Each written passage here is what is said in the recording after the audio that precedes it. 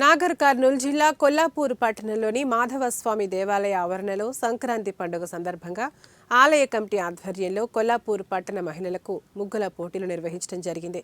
ఇందులో గెలుపొందిన మహిళలకు మొదటి బహుమతి 3 తులాల వెండి, రెండవ బహుమతి 2 తులాల వెండి, మూడవ బహుమతి 1 తులం వెండి ప్రైజెస్ ఇవ్వడం జరుగుతుంది. అదేవిధంగా ఈ ముగ్గుల పోటీ కార్యక్రమంలో పాల్గొన్న మహిళలందరికీ సంతోషపరిచే విధంగా బహుమతులు అందరికీ కూడా ఇవ్వడం జరుగుతుందని ఆలయ కమిటీ సభ్యులు తెలిపారు.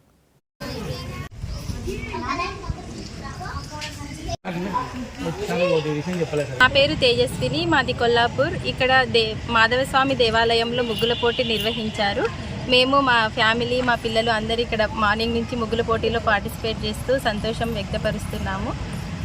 ఇక్కడ చాలామంది చాలా రంగురంగుల పోటీల ముగ్గులు వేస్తూ దేవాలయాన్ని చాలా రంగులతో అలంకరించారు.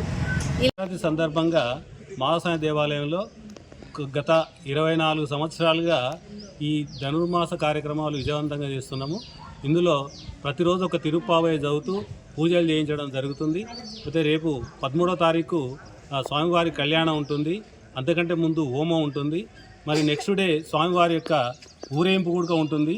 మరి ఈ యొక్క పొంగల్ కంటే ముందు రోజు దేవాలయాన్ని అలంకరించుకుంటాం మేము ప్రతి సంవత్సరము.